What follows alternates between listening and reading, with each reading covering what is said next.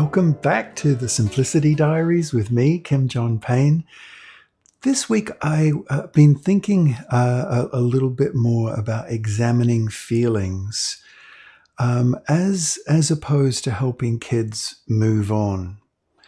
What I mean by this is there's been a lot of emphasis in the last decades, I would say, probably the last 10, 15 years, perhaps a little bit beyond, of naming young children's feelings. And whilst, a little bit of that is fine, of course, my concern about naming feelings is mainly based around the brain science. It's that ability in the limbic system and the neocortex to actually stand outside your feelings and know what your feelings are feeling develops much later in life. And for a young child up to the age through 5, 6, 7, and even a little bit beyond, the asking a child to name their feelings, asking a child to be like, what is it you're feeling? Let's explore. What are your feelings feeling? Examining a child's feelings like this can really have them feel like they should be able to do this, but they're not really able to do it, and we're looking at them as if they should be able to do it. And it can help. It can even help a child move further along that dysregulated spectrum, where they just don't get it and they're feeling mad, and there we are asking them about, are you feeling sad? Are you feeling angry? Are you feeling frustrated? And if we're not careful, if we go too far with this, it can have a child go into free fall and react quite strongly and make a difficult situation a whole lot worse. This is different to I think it's, as an adult, I don't see much wrong really with saying, oh gosh, this is frustrating, isn't it? There's nothing matter with that as I see it, but really interrogating and examining a child's feelings and asking them to go deeply into that, I don't think it's a great idea, and it doesn't help all that much. And even if a child, you can coach them up to do it, I wonder if that is adultifying them a little bit. It's making them into little adults.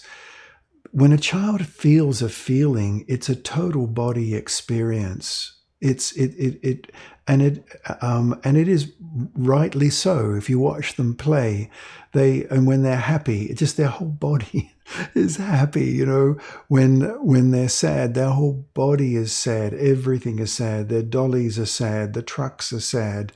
Everything is sad, and they are immersed in that experience.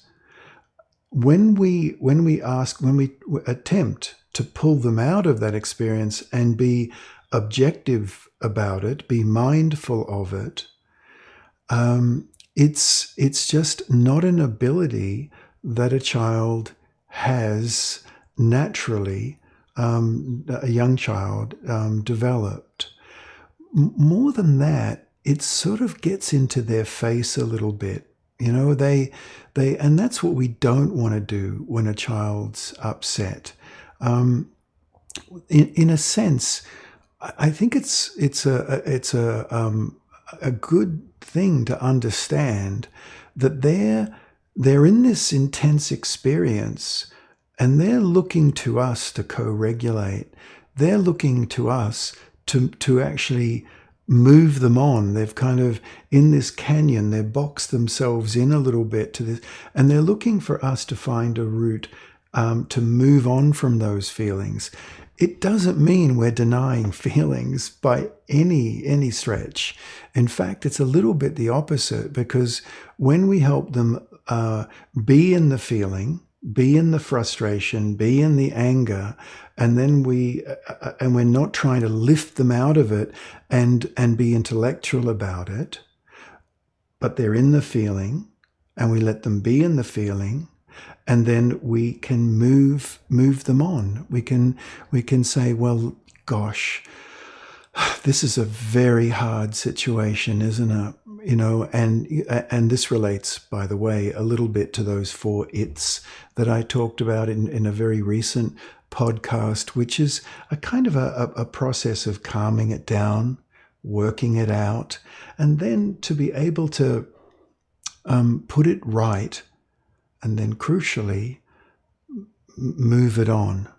Do you see? And so I think the calming it down, the regulating, allows a child to, when we say to them, nothing gets worked out in our family when we're worked up. We're going to calm it down first.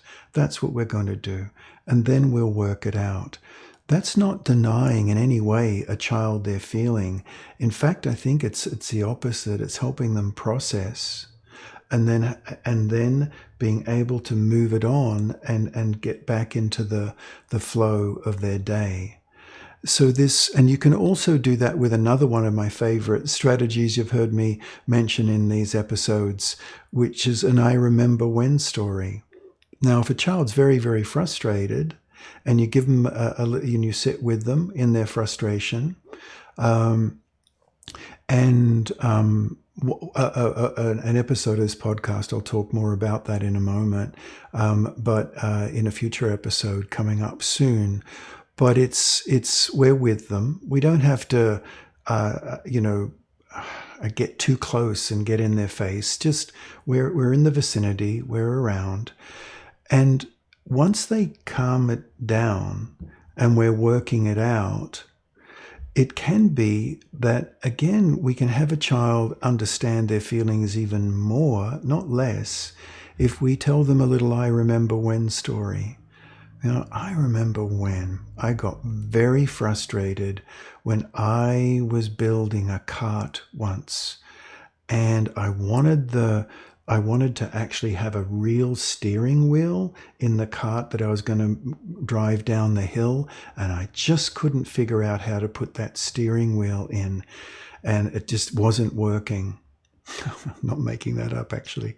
And but if you tell a child a story of when you also were frustrated, when you also were angry, when you also experienced things not working out, what that's doing is helping a child co-regulate with you, own the feeling, be in the feeling, but realize they're not alone.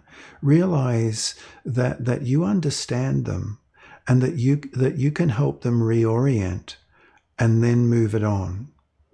And this is quite different to what a number of parenting books say, is that you sit and you emotionally educate your child by naming their feelings and talking to them and going deeply into this. Meanwhile, a child's feeling more and more at a loss because neurologically they just don't have that full capacity to do what a lot of the books are telling us to do.